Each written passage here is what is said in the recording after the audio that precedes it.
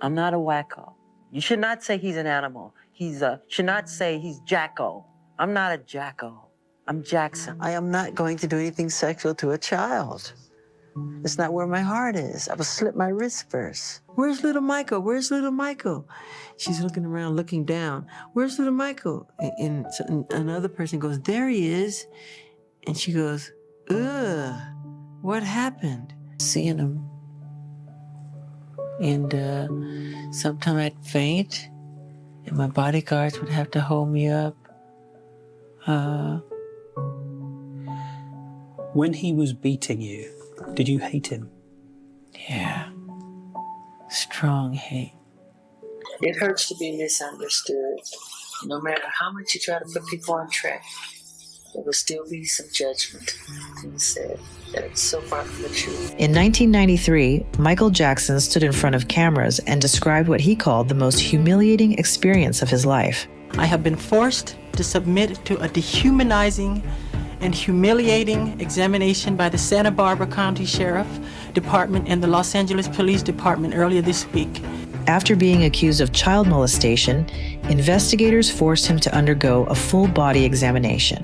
They served a search warrant on me which allowed them to view and photograph my body, including my penis, my buttocks, my lower torso, thighs, and any other area that they wanted. They photographed his scars, his skin, and every part of his body while the world watched him become the center of one of the biggest scandals in entertainment history. Standing before the public, Michael declared, "Don't treat me like a criminal, because I am innocent." But by that point, the king of pop was already falling apart. Behind the fame, the music, and the screaming fans was a man who spent his entire life searching for something he never truly had, a childhood. This is the tragic story of Michael Jackson. Hey, Michael. I'm creeping up on the backside of you here. Oh. Michael Jackson was born in 1958 in Gary, Indiana, into a crowded working-class household with 9 siblings.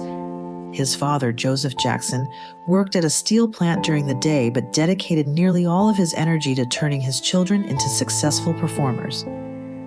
Joseph believed discipline created greatness, and his methods were notoriously harsh. Rehearsals lasted for hours. Mistakes were punished physically, and Michael later admitted that he grew up fearing his father. He's gonna kill me. He's gonna get you still worried about that. Well, he feels that he was stripped. I'm glad he said it. Now I'll say it, yes. Did he? Joseph also mocked Michael's appearance, especially his nose. You look so black. You don't look like my child. Your nose is so big and this thing. They used to call me Big Nose and stuff. Something that would deeply affect the young singer's self-esteem for the rest of his life. While other children played outside, Michael spent his days rehearsing dance routines, performing in clubs, and recording music. By the age of 10, he was already famous as the lead singer of the Jackson 5, but the price of success was enormous. Michael wasn't living like a normal child anymore. He had become an entertainer, a product, and eventually a global phenomenon long before he emotionally understood what fame truly meant. In the late 1970s, Michael began separating himself creatively from his family and searching for his own artistic identity. Everything changed when he met legendary producer Quincy Jones during the filming of The Wiz. Together they created Off the Wall, an album that transformed Michael from a child star into a serious adult artist. But what came next would change music forever. Thriller became the best-selling album in history and turned Michael Jackson into the most famous entertainer on earth. His Billie Jean performance introduced the moonwalk to the world, while his music videos became cinematic events unlike anything audiences had ever seen before. Crowds screamed uncontrollably at concerts, fans fainted at the sight of him, and entire cities shut down when he appeared in public. Yet despite all the success, Michael remained deeply insecure.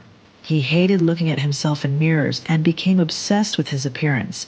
When you look in the mirror, are you happy with what you see? I'm never totally satisfied. After suffering severe burns during a Pepsi commercial accident in 1984, he developed a dependence on painkillers that would follow him for the rest of his life.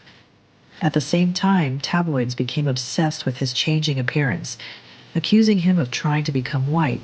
I have a skin disorder that destroys the pigmentation of the skin. Is something that I cannot help.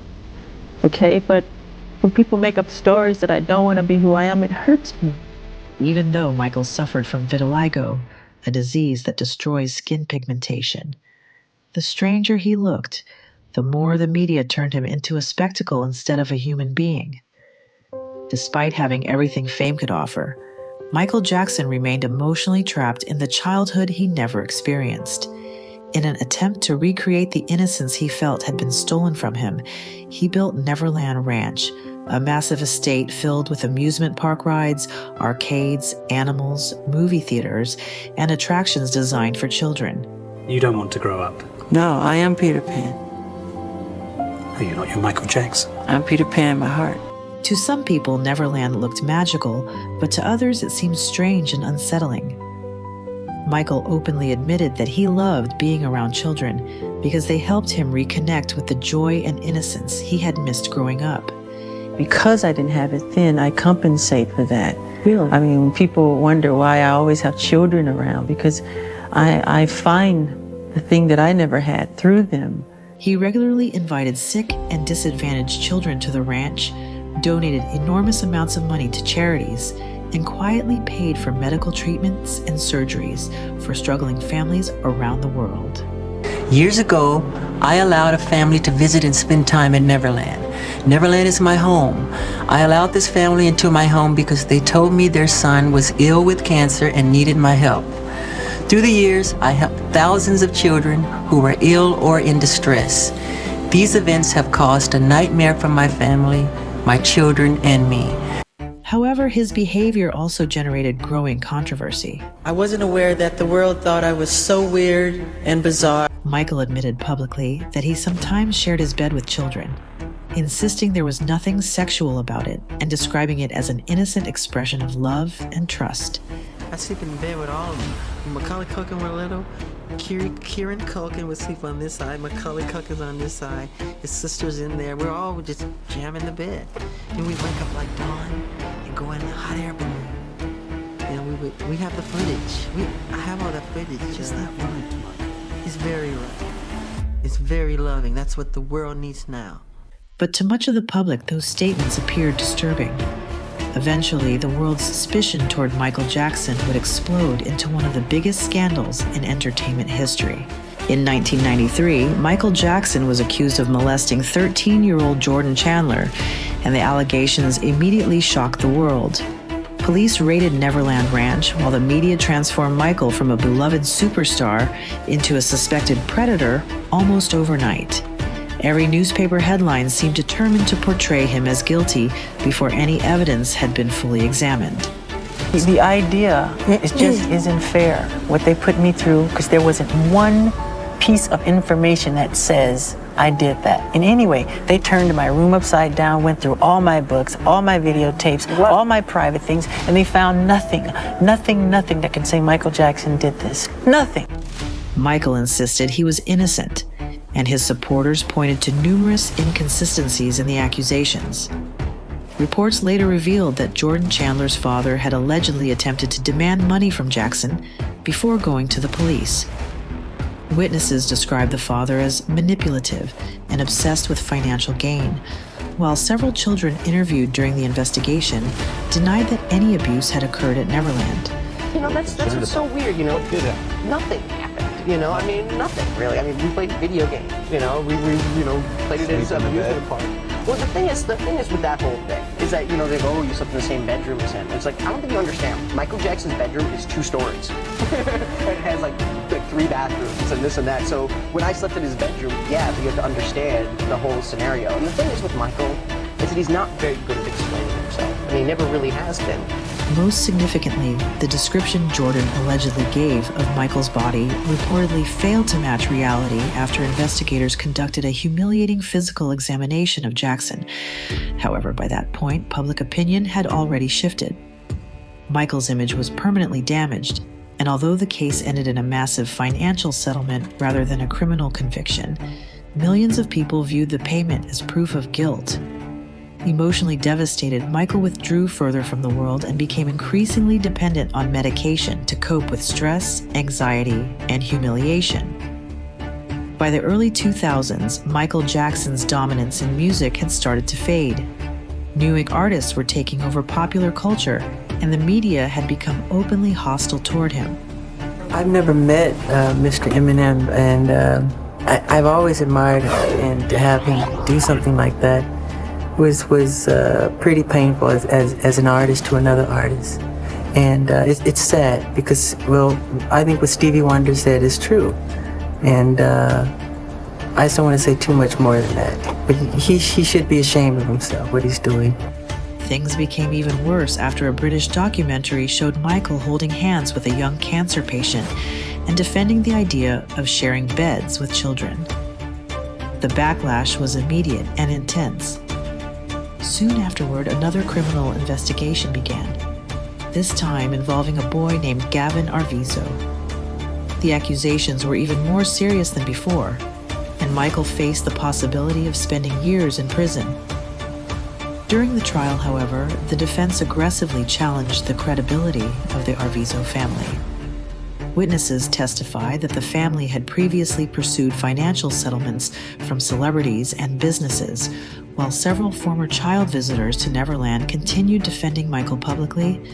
Actor Macaulay Culkin also testified in court that Michael had never behaved inappropriately toward him. He didn't do anything to me. I don't think he would have done anything to anyone else. In 2005, after months of intense media coverage and courtroom drama, Michael Jackson was found not guilty on all charges. Legally, he had won.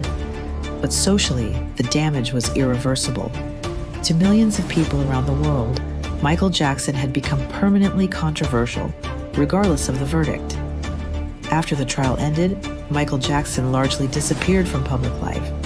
He closed Neverland Ranch, struggled financially, and became increasingly isolated as years of stress, insomnia, and addiction took a severe toll on both his physical and mental health. Then, in 2009, he announced a comeback tour titled This Is It, a series of concerts meant to reintroduce the King of Pop to the world. Tickets sold out almost instantly, and fans believed they were about to witness one of the greatest returns in music history. But behind the scenes, Michael was exhausted. At 50 years old, he pushed himself through brutal rehearsals while suffering from chronic insomnia and growing dependence on powerful sedatives. We have a gentleman here that needs help, and he's not breathing yet. He's not breathing, and we're trying to pump him, but he's not. Okay. Okay, how old is he? He's 50 years old, sir. 50, okay. He's unconscious, he's not breathing? Yes, he's not breathing, sir. Okay, and he's not conscious either? No, he's not conscious, sir. Okay. All right, do you have him? Is he on the floor? Where's he at right now? He's on the bed, sir. He's on the bed. Okay, let's get him on the floor. Okay. Okay, let's get him down to the floor. I'm going to help you with CPR right now. On June 25, 2009, less than 3 weeks before the first concert, Michael Jackson died from cardiac arrest caused by acute intoxication from prescription drugs administered by his personal doctor. My brother, the legendary king of pop, Michael Jackson, passed away on Thursday, June 25th, 2009 at 2:26 p.m. The news shocked the world. Millions mourned his death. His music flooded the charts once again. And for the first time in years, people remembered not just the scandals, but the extraordinary impact he had made on music, performance, and popular culture. Michael Jackson remains one of the most complicated and controversial figures in entertainment history. To some, he was a musical genius destroyed by fame and media obsession. To others, he was a deeply troubled man surrounded by disturbing allegations. But regardless of what people choose to believe, one thing is undeniable. Michael Jackson changed music and celebrity culture forever. Beneath the fame and the controversy was a man who spent his entire life trying to recover the innocence that had been taken from him as a child. And in the end, the boy who entertained the entire world never truly escaped the loneliness that followed him from the very beginning. Rest in peace, Michael Jackson.